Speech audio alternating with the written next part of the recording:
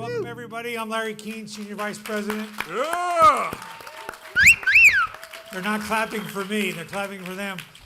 No, we're clapping for you, Larry. Larry Keene, Senior Vice President, General Counsel, National Shooting Sports Foundation. Thank you guys and ladies for being here with us. We really appreciate it. This is our first Governor's AG Forum. It was actually an idea that Austin and I came up with a little while back after he attended one of our governor's forums, and I said, we need to do this with attorneys general. Our egos know no bounds. And we had we're calling this Boots and Badges. The original idea was going to be Guns, Gods, and Generals, but we, As to the ego. Work in progress. It's a work in progress. well, first, I want to take a moment to thank our sponsor who's making this possible, and that's Carolina Double H Work Boots. So really appreciate your sponsorship and support.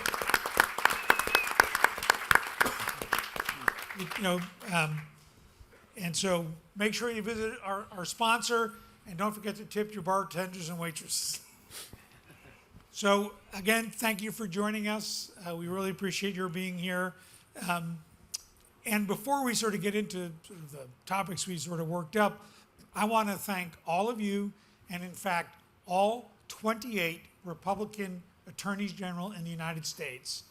They have signed a letter to go to the White House in response to a letter from 20 Democrat AGs urging the administration to basically cut off the commercial utilization of the Lake City arsenal, which would be very detrimental to the supply of ammunition, would have driven up costs for ammunition, and I think very importantly, reduce military readiness. When we're staring potentially World War III in the face due to the poor leadership of the occupant of the current White House. And so that's really dangerous to our country. It was the Department of Defense's idea to include or to allow commercial utilization, because in the beginning of the Iraq War, Lake City, half the machines were mothballed. They didn't have enough workers and could not meet the demands of the warfighter at the beginning of the war. And so DOD said, we can't ever have this happen again. We need to have Lake City functioning at full capacity so that it can respond to a surge instantaneously. So it was a matter of military readiness. To reverse that policy, particularly with the dangerous world we now are looking at, would be just a really bad policy choice. So again, thank you for that. And I want to particularly thank Brenner, Austin, and Todd, because they helped to lead that effort. So thank you very much. So obviously, we're all aware of the Bruin decision by the Supreme Court. Really changed the landscape. Rejected very definitively this interest weighing analysis that was raised by Justice Breyer in his dissent, and clearly rejected by the Supreme Court, Judge Scalia in his opinion. Unfortunately, we saw many courts, appellate courts around the country, essentially applying this interest weighing analysis that had been rejected.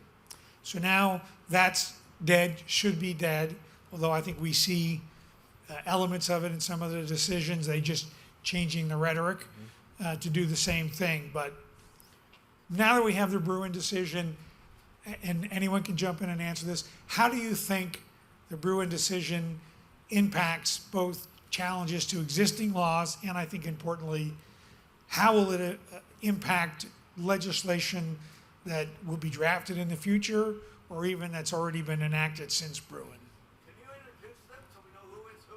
Oh, I'll let you guys go around. My throat's killing me. Brenner Bird from Iowa. Yep. Austin Goodson from Montana. Todd Rokita. Indiana. Indiana. David Yost, Ohio. Chris Kobach from Kansas. I'm Rob Bonta from California. Oh, that's the other Filipino. I'm sorry. General Bond, he'd have to sign a release of all claims. We to need a attend. security team for Yeah. General Bonta here right now. Yeah. So he's having a rough time of it lately, isn't he? I would love to see him come to SHOT Show. Speaking of him, I'll answer your question and bring him into it. So, John Reyes from Utah. Yeah! There he is.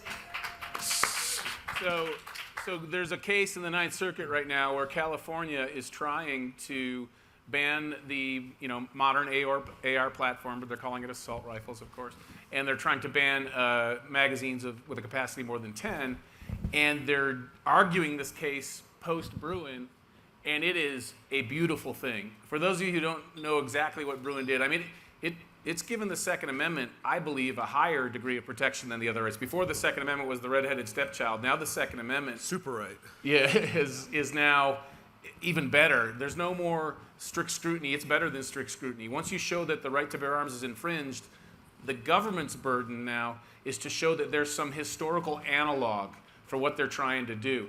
And watching California squirm under this new test is so funny. They're trying to come up with a historical analog to the 10 round magazine deal, and all they could come up with was a New York law after these great fires in the early 1800s prohibiting you keeping more than 7 pounds of ammunition in your house.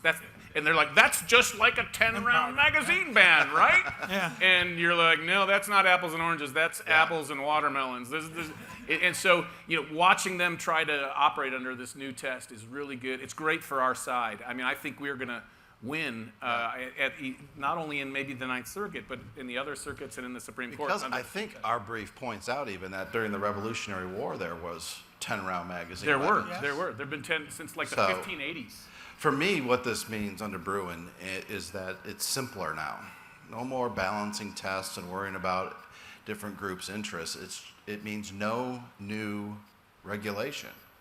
And I may be a little bit hyperbolic in that, but I don't think so, not too much. No new regulation. That is to say, if the regulation isn't in our history or tradition to date, then it can't be under Bruin going forward. Yeah. Well, not even today, right?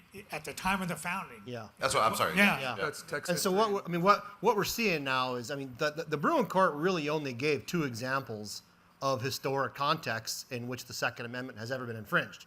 And the court specifically said, well, okay, polling places, you probably can get away states with restricting the Second Amendment in polling places, and certain government buildings. That's literally the only 2 examples that the Supreme Court gave.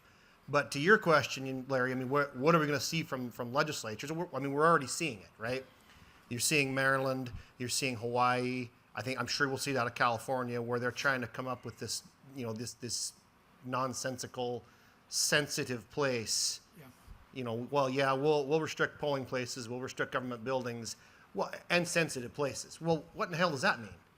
It's pretty much everywhere, right? And I mean, under their definition, it's a beach, it's a church, it's a public park, which there's absolutely no historical context or analog for. And I mean, so I think going forward, this is the nonsense we're going to keep seeing from some of these states, and we're going to have to keep slapping them down. Yeah, we've seen in New York, for example. I mean, California, they're thumbing their nose at the Supreme Court, and stop us if you can. And even in the Bruin decision, Justice Thomas was very clear. Sensitive places doesn't mean everything north of 42nd Street, right? Like, it's got to actually be a sensitive place. There has to be a tradition and history at the time of the founding.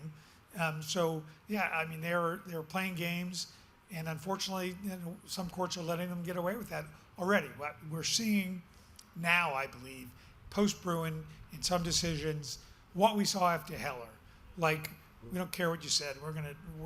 On that point, Larry, I want to give a little bit of context to the question that you asked also about the effect.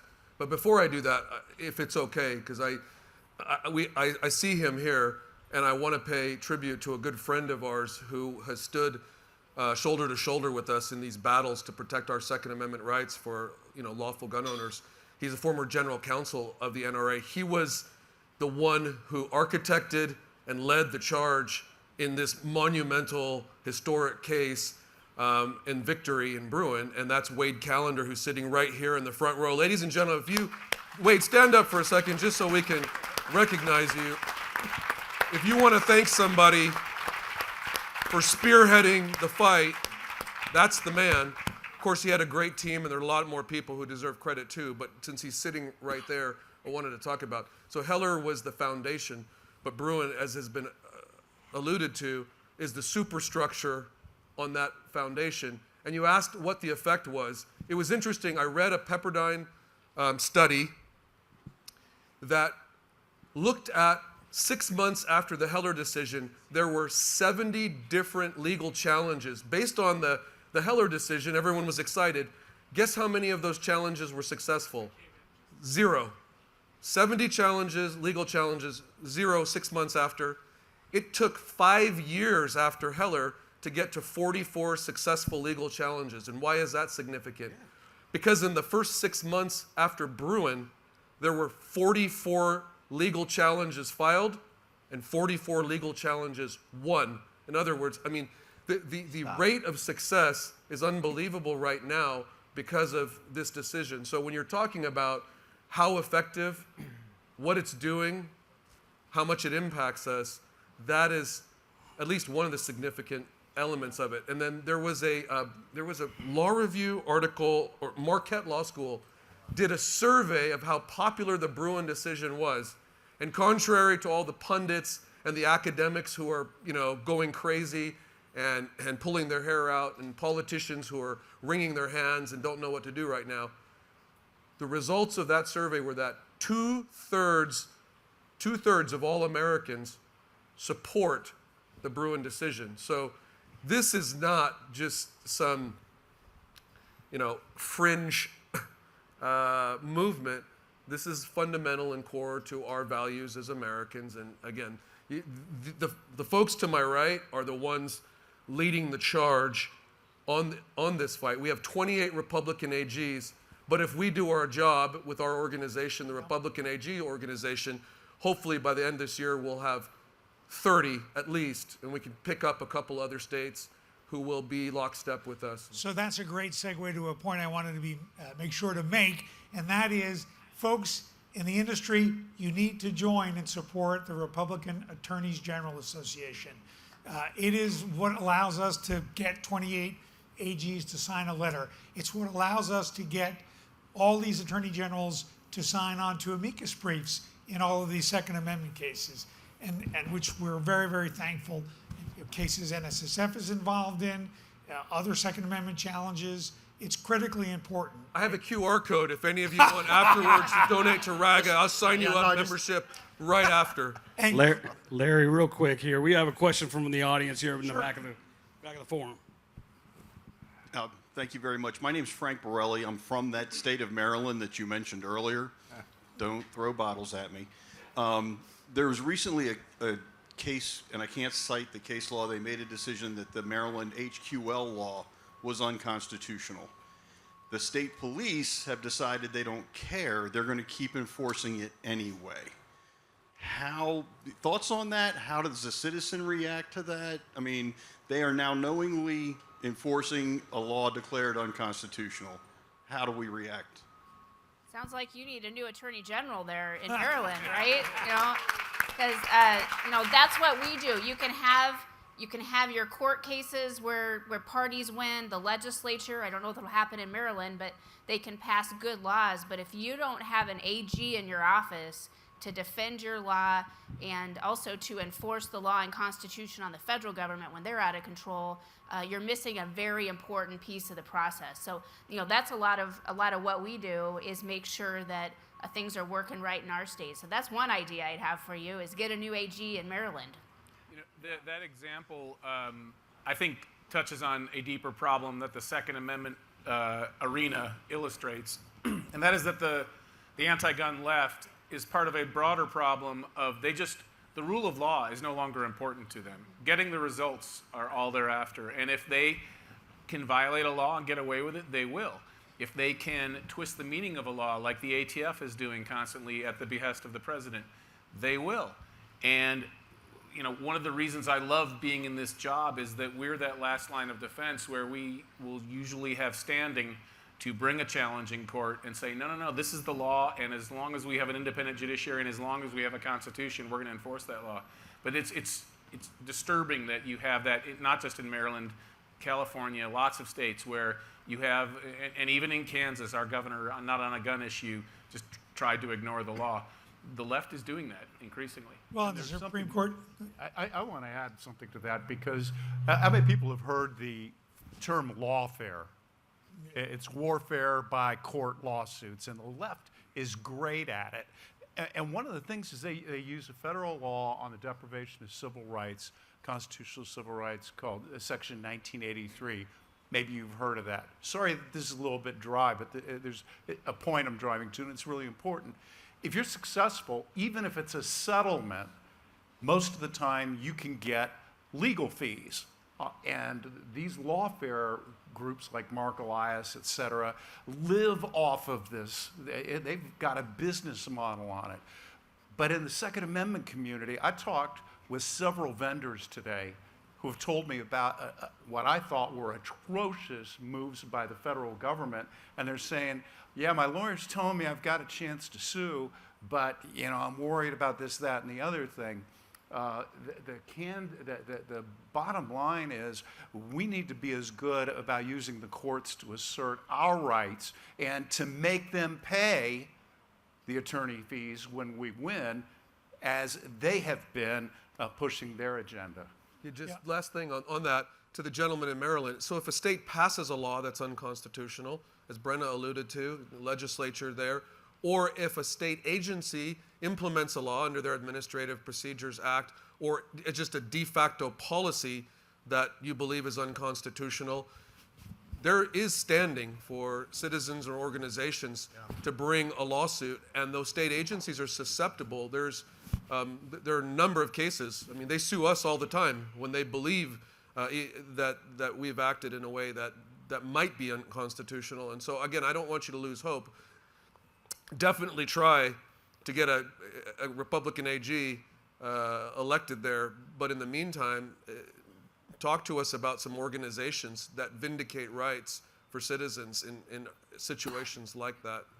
yeah, very important. And, the Supreme Court just heard argument in an important case on the issue of the Chevron deference, which, the audience may not know what that means, but, we certainly see this with ATF where they make determinations, they decide something is allowed, it doesn't violate the law, and then years later after you build a business on it, they pull the rug out from underneath you because it becomes politically expedient.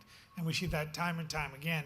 I mean, that even doesn't really necessarily involve Chevron deference. It's just violating separation of powers and just usurping the role of Congress to pass laws, right? We just saw recently the Fifth Circuit say to ATF, you're writing law, that's not your job, knock it off. And that's I know you guys filed an amicus brief on that. Could you talk a little bit about the importance of combating the Chevron deference and what a beast that has become? Yeah, Chevron deference, there's no doubt about it, has absolutely led to the huge administrative state that we have in Washington, D.C. now.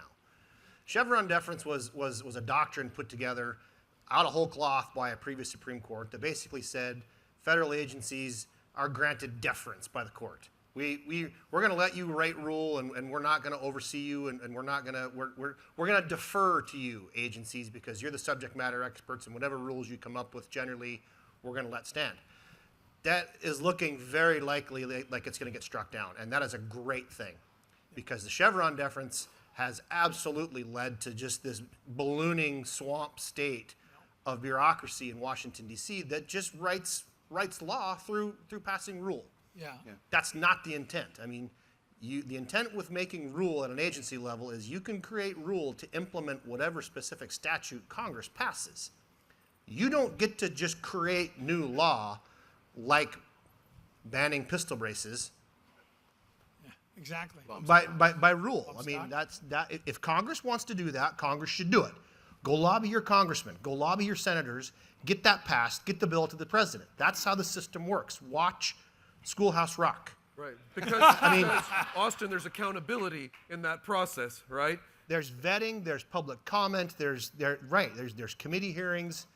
This is civics 101. So it's not just that they usurp the role of Congress. The Chevron deference has another problem to it. which is the courts abdicating their responsibility to interpret the law. Absolutely. Right. So the executive branch bypasses Congress' prerogative, does whatever it wants with an activist agenda, and then the courts, as you say, wash their hands of it and say, great, you can go ahead and give it their blessing. And that's the administrative state. And it's certainly not just in the Second Amendment world, right? I mean, Oh, no. the environmental world, I mean, we see this in the Clean Water Act, we see it in the Clean Air Act, the Endangered Species Act. But, I mean, for the sake of this audience, I mean, certainly we've seen ATF and other three-letter agencies get weaponized. And this group of attorneys general have suits on all these issues. So we're trying to give ammunition to the Supreme Court so that they can finally overrule this if you hear that, decades-long You'll be here all Chevron week, deference. folks. Yeah. There's an example of exactly what Austin was talking about, where Congress, won't do it, and so they use the agencies, and it's happening. It's probably going to happen in April, and that is, we've all seen Congress, left-leaning Congress people trying to pass the so-called ban on the gun show loophole, or basically restrict individual transfers of firearms, and they've failed in Congress, and so they recently passed or proposed a proposed regulation.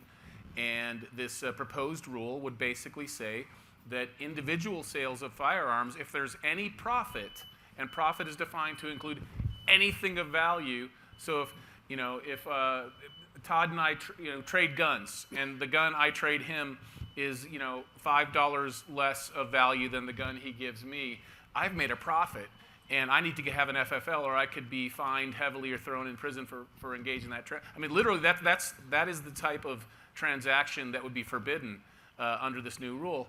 And so all of us have joined together and written a letter, a comment to the rule, the proposed rule. They're going to probably ignore our comment, and then they're going to pass this final rule and try to close the so-called gun show loophole through an administrative rule when it really requires an act of Congress, and we'll be suing if that happens. But that could probably happen as early as March or April. Well, the rule is even worse. You don't even actually have to sell a gun.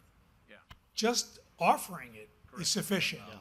And there is, NSSF put in a detailed comment letter on that. And what they're really trying to do is reverse FOPA from 1986 and go back to what the rules used to be. And it's really interesting to me because back during the Clinton administration, the left, the anti-gun left, used to complain about all of these quote-unquote kitchen table dealers. And there are too many dealers. And we have to stop this. And we have to reduce the number of dealers. And that happened. And the number of dealers was significantly reduced, I think from 280,000 to something in the order of 50 to 60,000. Now, fast forward, they flipped the script, and we need all these, everyone has to have an FFL. You get an FFL, and you get an FFL. I mean, it's insane. So there obviously will be litigation instantly, and they just. There's nothing in the Bipartisan Safer Communities Act that justifies what they're doing. There was a one-word change, right? Livelihood. It didn't have to be for your livelihood because the courts had already read that out of the statute. But nothing changed the requirement that you be, an ongoing course of conduct, repetitive, et cetera. Nothing's changed. The White House and Merrick Garland said at the time they put the rule out, right? This is a giant step towards universal background check. But in talking to people at ATF, they're like, don't say universal background checks, don't say them. So there'll be challenges. I think that'll be struck down, and it's just, it'll be the most recent example of ATF exceeding its statutory authority, and creating a law where none exists. So I just wanted to sort of go around quickly. What do you see as the big issues that you have in your states, not just on Second Amendment, but just protecting the rule of law and what's going on in your states? Yeah, well, in Iowa, the big issues for us are pushing back against the federal government when they go too far. And when it comes to the gun issue, I always like to look at the big picture. And the most disturbing trend that I see is criminalizing law-abiding firearm owners, making them into criminals, even though we're the people that do everything the right way and work hard to do it right.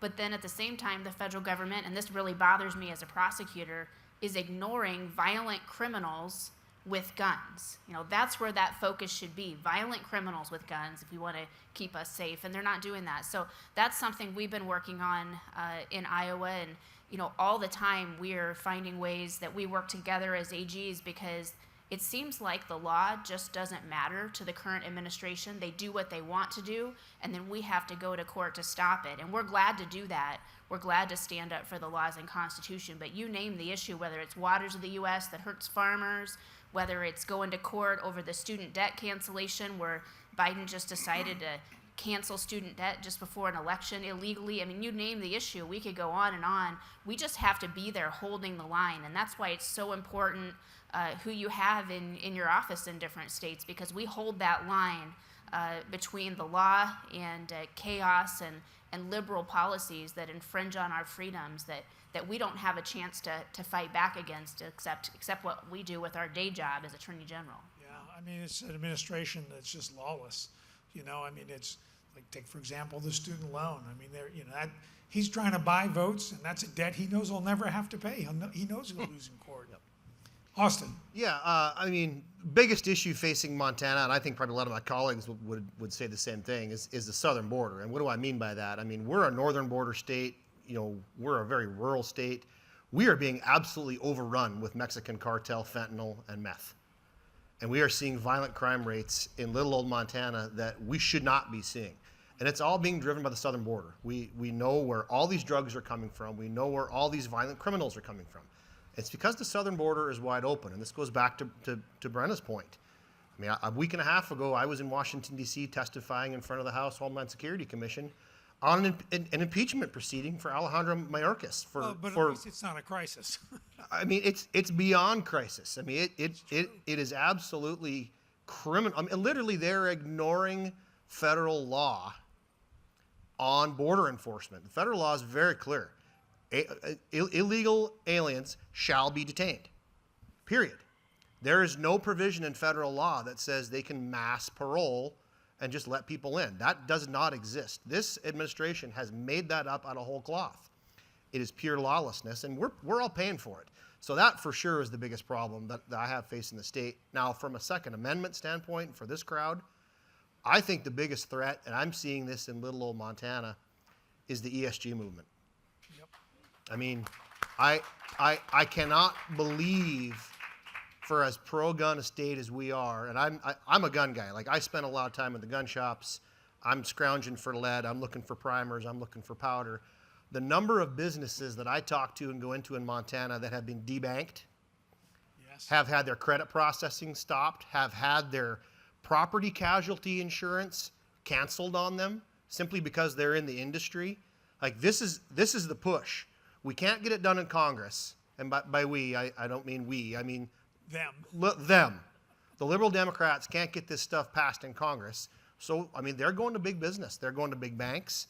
They're going to the Wells Fargos, the JP Morgan Chases of the world, the Citibanks of the world, insurance companies, and they're trying to choke out the firearms industry backhanded through this environmental social governance movement. And I mean, it is the most pernicious thing I've seen. We confronted Operation Choke Point under the Obama administration. We were able to get that stopped with our allies on the Hill, but it's just simply been privatized.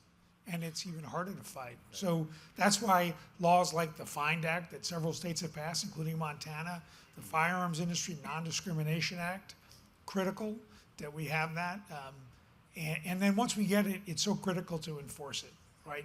It's no good to have the law in the books, right? It's no different than, gun laws. You got to enforce it, right? And that's the way you impact it. And again, the FIND Act doesn't say you can't discriminate. It just says you have a choice, and so does the state. Right. And we're not going to spend our tax dollars on companies that don't share our values and respect the Second Amendment. So I know you're a big supporter of that. I appreciate your help, and we're working on that in several other states. So, Todd, Indiana, we're working an issue there too. Yeah, we're going to issue too. You might have a question for it later, but I would say in answer to this question, first of all, I'm a first-term Attorney General. Many up here are as well. This is the dean of the group, I think. You can tell by his age. But I thought I was going to come in and be a wingman for President Trump in a second term. And I ended up being, along with my colleagues here, the last line of defense against lunatics who hate this country. And I don't say that with any kind of pride. It used to be that both parties and both sides and however you want to define it, love the country. They just had different ways of we thought about going about it. You can't say that today. And we're standing in the breach here. And so you need to support us for that, frankly. But in Indiana, I would say the border is a big issue. We were the first non-border state to sue Biden over not enforcing the border. Like my friend Sean Reyes said, when you don't have a southern border, you don't have a southern nation, every state's a border state. So we're testing that very theory in federal court against the Biden administration. And then the transanity that is going across our nation, whether it's boys and girls locker rooms, boys on girls sports teams, kitty litter boxes in school bathrooms for the furries, hormones being administered at hospitals without consent or notification by parents. And they're not just social issues, and I won't give you the whole load of the speech right here, but I will tell you that these social issues at their root are economic. This is how Marxists divide and create chaos. You can't run a free enterprise system if you don't have a strong family unit as the foundation of that system, because that's where you transfer values. That's where you transfer personal responsibility. Socialism abhors a family unit like nature abhors a vacuum, because government's your mom and your dad and your big brother. So that's what's going on here, guys. And your attorneys general stand in that gap as well. And then with regard to ESG, I will say that we have a firefighter out here in the audience on that issue. Indiana's treasurer, Dan Elliott's here at his first SHOT show. So he's helping us fight on the credit card transactions, the credit card codes, that kind of thing. We're getting two Indiana laws passed in that regard right now. And so he's leading that. Really, there's actually a state law in Indiana that requires it when any statewide office holder goes to Las Vegas, he has to be chaperoned by another one. So that's really why he's here. It's the buddy system. Other than that, we're It's two. yeah. Other than that, Here's the question, who's the chaperone? you, Dave. So let me give you a piece of good news out of Ohio. We became constitutional carry state, followed a bunch of others in 2022. And you would have thought the world was going to end by listening to the big city mayors, and even in the aftermath. Every time something bad happened in their city, it's because of those terrible Republicans in Columbus, and they're owned by the gun lobby. Well, I decided to take a page out of their book and actually do a study. So we contracted, my office contracted with one of our state universities with a renowned criminology professor, and we did a study and looked at the year prior to constitutional carry in Ohio and the year after constitutional carry in Ohio, when the Wild West environment created by the Republican legislature was supposed to lead to all of us dying and blood in the streets.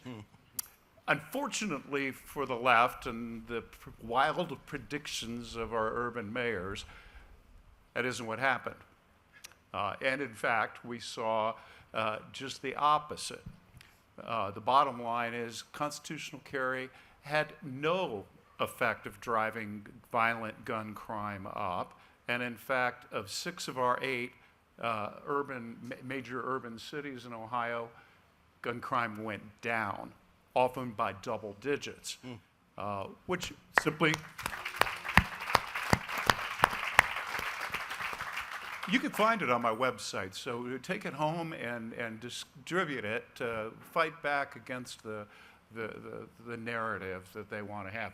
Well, I want to agree with Austin about the merchant codes and the way the government is trying to enforce this, but it's a little bit more insidious even than that, because we're seeing them do this in things other than simply the guns. That's what we're mostly, people at this show probably are aware of, but it's in other areas too. And here's why they're doing it. they can know that they can't do it as the government. If the government tried to pass a law keeping track of all of those things, it would be struck down as unconstitutional. They can't censor us. They can't pass a law that says you're not allowed to ask questions about what have you, vaccines or whatever unpopular theme might be out there. That would be a violation of the First Amendment. But what do? They push private companies to do what the government cannot. They're trying to recruit private actors to become state actors and accomplish what would otherwise be unconstitutional. This twisting of our system and our laws, the undermining of democracy, is the most dangerous threat to a free society. The government must not be allowed to do through private actors what they cannot do themselves. I couldn't agree more. It's a big problem. And as I mentioned before, we have seen the privatization of Operation Choke Point and across the board, insurance companies, banks, credit card processors, social media. You can't advertise, right? And then they attack us, say our advertising causes crime, which is just ridiculous. Didn't the House Judiciary Committee just uncover a lot of Yes. that, right? Yes. Yeah. That investigators, federal investigators, were forcing all of these banks under threat to run searches and queries for all of their clients. And if Dick's popped up or Cabela's, then they were highlighted, put on a list, profiled, right? Again, they're out there. What's disappointing is Invasion the of banks privacy. went along and provided that Yeah. information and said, oh, we had to. Instead of standing up and saying, no, we're not giving you that information. Get a subpoena, get a court order. But they don't. They just lean on them, and they like they did with Operation Choke Point, they just used the threat of government coercion to compel them to knuckle under. It happens, unfortunately, happens all the time. Todd, I want to go back to you. Yep. I mentioned before, sorry, Chris, go ahead. Yeah, sorry. Just trying to avoid you. I would echo what Dave said. We have some good news in Kansas. While states like California are just going off the cliff on the left side, many of us red states are doing things to make really robust our protection of the right to keep and bear arms under state law and the state constitution. Kansas, we a few years back legalized campus carry. 2 years ago, we legalized carry for 18 to 20-year-olds. Which I'm pretty excited about because two of my daughters are in that age group and they're getting their concealed carry licenses. And we already have constitutional carry, but for those 18 to 20-year-olds, they have to have a license. And I was walking through the SHOT Show today, and I was looking at different things, and I saw this bumper sticker which kind of illustrated the point that Dave made. There was the anti-gun left said, well, if you allow campus carry, you're going to have every argument in every class turn into a shootout. Well, that hasn't happened, and this bumper sticker kind of summed it up for me, and I thought, man, I'm going to take one of these. And it basically says, 100 million armed American citizens. If we were violent, you'd know it. Just by letting law-abiding Americans carry guns, that doesn't make violence occur. But so there's been good news out of Kansas. We've got a constitutional amendment pending that would take our already good constitutional provision and add expressly accessories, ammo, and components to what is protected. I think that's got a decent chance. We're doing all of this with 2/3 majorities over the veto of a Democrat governor. So there's good news there. And it shows when we get on our side, we can push hard. And on another issue that's going to be boiling up in Kansas is foreign-owned land. China is buying a lot of land across this country. And Iowa already has a statute in place, but believe it or not, Kansas, the number one wheat producing state, we don't have such a statute. So we're trying to put that in place because, as we all know, China is using all kinds of mechanisms to control the food supply, gain leverage over the United States. And so that's another one that we need to be concerned about. So on that point, just to make to support Chris, something that all these AGs just signed on to was there's this devious new abomination that they're trying to create called natural asset companies that will allow foreign entities, including China and others, to purchase public lands directly from the government and put billions of dollars of unknowing investors' investments to not make any money, but to just lock up lands that under FLIPMA allow multi-use, including hunting, grazing, ranching, farming, all these. And what they want to push is non-use. So this is in conjunction with the BLM. So the BLM is going to say you can't do anything, but we need to fund it from somewhere, and it's going to come from these private sector natural asset companies that the New York Stock Exchange asked for an exemption of the SEC to allow them to be listed, even though they're highly unconstitutional and unlawful. Nobody knew about it. Everyone was going to let it go. The clock was ticking down, and we called the Avengers up here, which I'm so proud of my colleagues. Truly, I mean, they're heroes. They're on the front lines, and our teams all signed on. And just to show you the power, we're not just sending letters so we can get our names out there, and not just trying to make a point in silence. In 2 days, the New York Stock Exchange, understanding the threat of all of these states and their top law enforcement officers and their top lawyers, withdrew their request from the SEC because they understood that somebody was shining a light on them. They got caught with their hands in the cookie jar, or otherwise China could have been investing and knocking out a lot of lands that we otherwise would have had.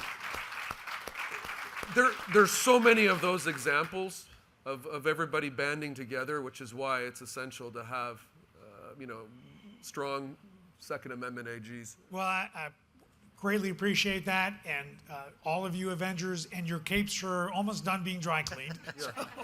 Don't ask us who's who amongst the Avengers. Rokita said he's Captain America and called me the Hulk. We have a question. Go ahead. Dr. Michael Straughn from Wyoming. I own a coal company in Montana. I own an ammunition company in Wyoming. I have seen the ESG. My banking, my insurance, my ERP system, all withdrawn, dropped, whatever. Difficult. So a question I have for you, we need Republican Attorney General. How do we get rid of Soros? Legally or no. He is a terrorist. How do we combat him? Well, I will tell you, again, sorry to be a broken record, but I sound like the cheerleader for this group because I have the privilege this year of chairing the organization, and it's my last sort of rodeo, so to speak. So I've served 3 terms, and I made an announcement recently that I'm not going to run for a 4th term. So it's a little emotional for me because I love these men and women. They're great patriots. And on that very issue, look, again, I don't know how to take out Soros, but we can combat him. And we have filed, as this group, over 24 lawsuits, comments, threatening letters, just in ESG in the last year alone. We've testified, shined a light again on this. And because of that, ratings companies have withdrawn their ESG programs. Insurance companies have withdrawn their ESG programs. BlackRock has said, oh, maybe we're mistaken. And because we are willing to stand up and we don't care what the consequences are politically or otherwise, but we want to do the right thing, the constitutional thing, again, on the ESG front, which I think has already been stated, is one of the most significant threats, not just for what it stands for today, but if they can create that model, then they can funnel any other activist policy that they want using our own dollars against us, using the power of the government and private sector companies against us. And so ESG is an existential threat. And sir, just so you know, we spend a lot of our time looking for every legal hook that we have to hold the government accountable, but also those in the private sector like George Soros or mega investment for asset companies and firms. And they've been listening, they know, and they've come to the table a number of times already. So I wanted you to understand a little bit about what's going on with this group in the background. And let me just add to my neighbor to the south. I mean, first of all, you're in coal and ammo. I love it. He's in Montana too. What has really surprised me, frankly, is how much these groups do not like sunlight. That has been really kind of staggering. How quickly by us just making a little bit of noise, getting a little media, maybe a TV hit, and I truly have been shocked to watch the cockroaches scurry. I mean, they do not like exposure, and that, like, to me, that's pretty indicative of where your principles are, right? If you're not willing to stand up and be proud of what you're doing, and stand in a soapbox and thump your chest and go, yeah, you know what, I am doing this. That says a lot about who you are and what you're doing.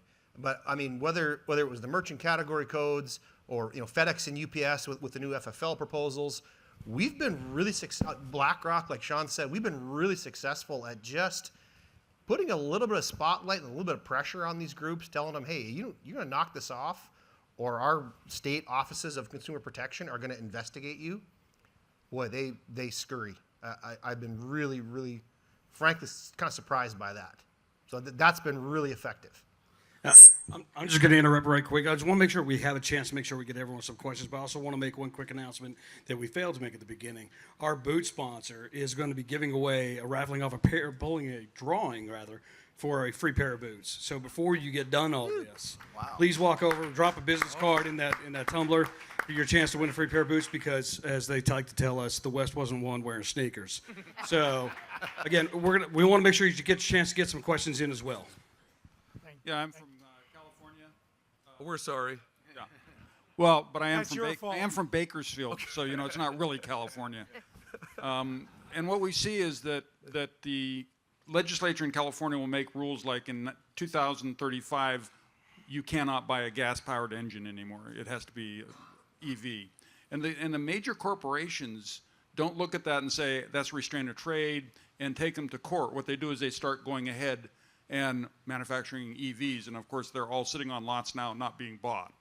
So they're gonna take a big brunt on that.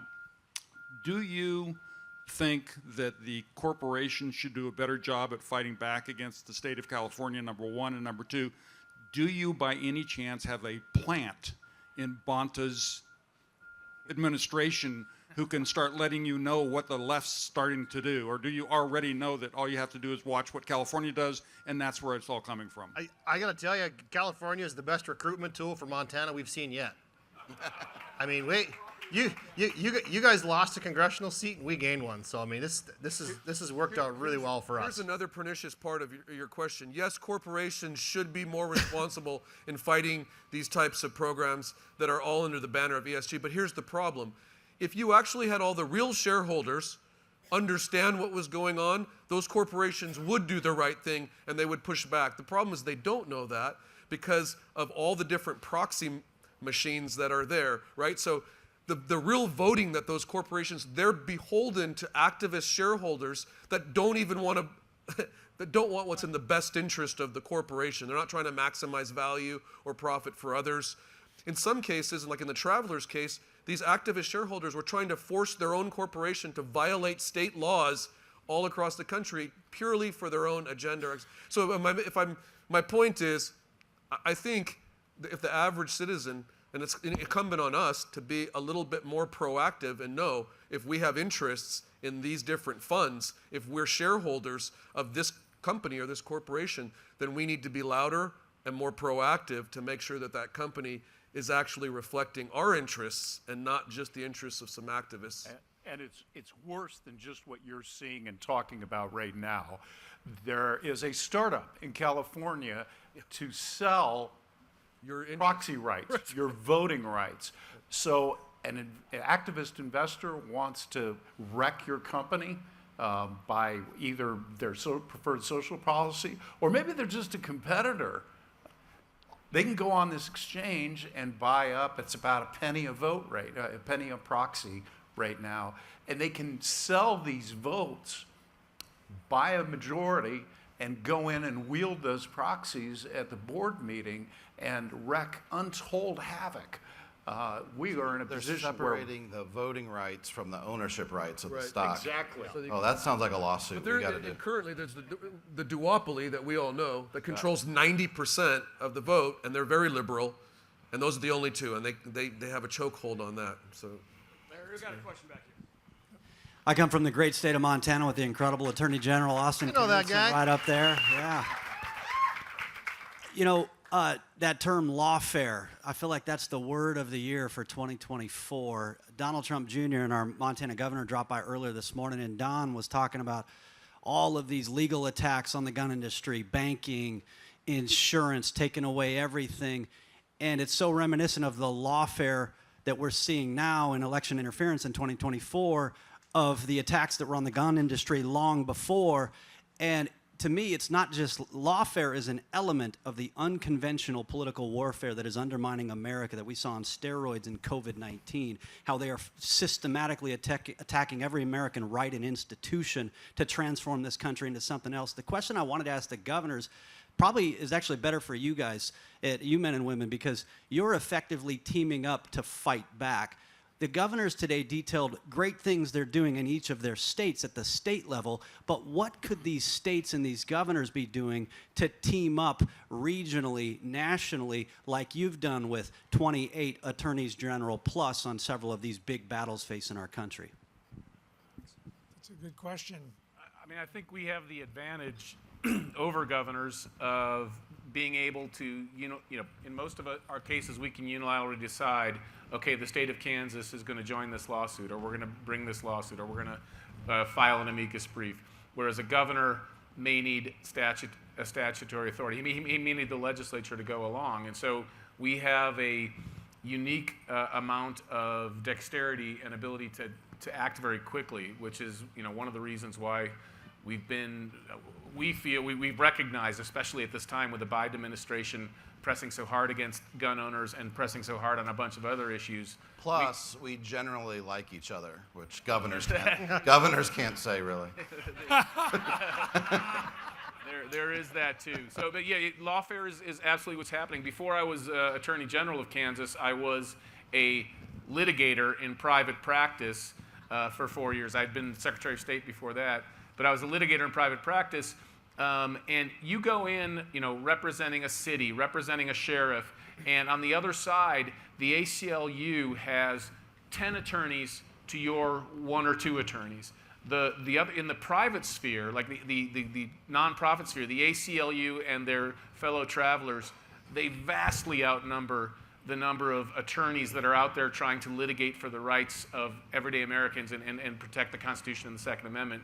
And so that's where, as attorneys general, we control the majority of states, and we can bring a team to court. But when you look at the private litigators out there, the left vastly outnumbers and outpowers the right. So in lawfare, it's really important for us to get in the game and be in the game and be constantly fighting, because if we just left it up to private litigators, our side would be losing all the time. One more quick plug. I don't need to get really in deep, but we're all fighting social media for a lot of different reasons, for the harm they're doing to our children, knowingly, the addictive nature, but also for First Amendment rights.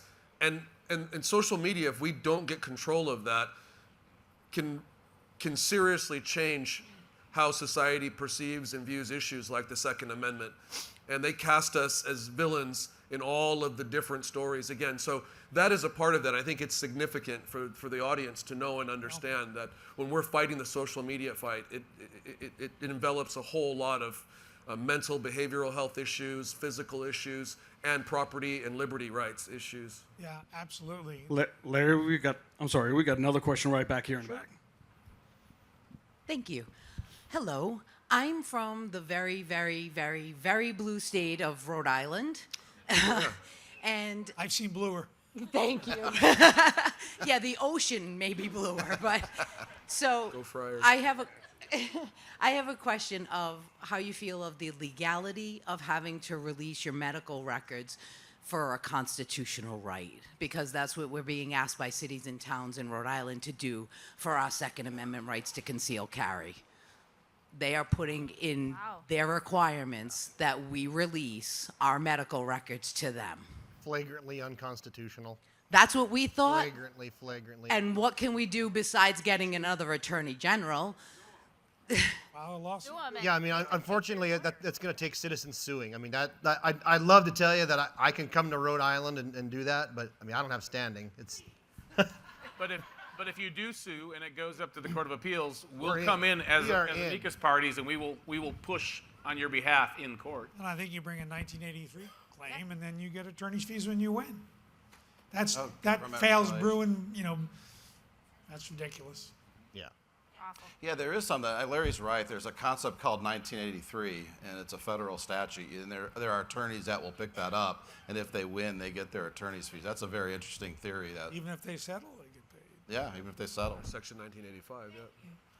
Yeah. All right, one more question right here. So we want more Republican attorney generals. How do we donate, give money to know that we can get one in, in the right state? Well, he's got a QR code. Wait for it. I mean, seriously.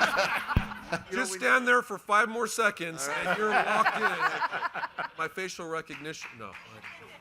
No, the Republican Attorney Generals Association, we have a charitable arm. We have our advocacy arm, and our sole goal is to get elected rule of law attorneys general who will stand up for rights and liberties like the Second Amendment, and then keep them in office. So, for example, this year, Todd Rokita is up for re-election in Indiana.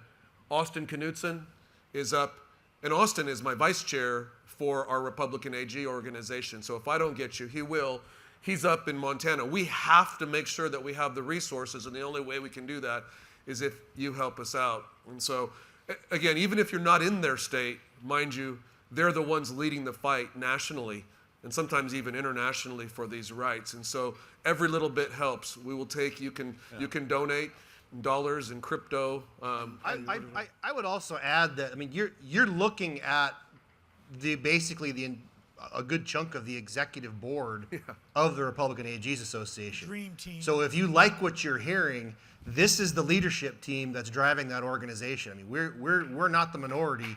This is what 28 Republican AGs in the country are doing. We didn't have a lot of choice. Austin said, you guys are showing up here, and you're going to make me look good, and hopefully we have. By the way, Brenna Bird, ladies and gentlemen, knocked off in Iowa an attorney general who had been there for, Democrat. 30, Oh, Democrat, no, 30, no. 32, 37. No, longer than that. He got Brennan. elected in 1978.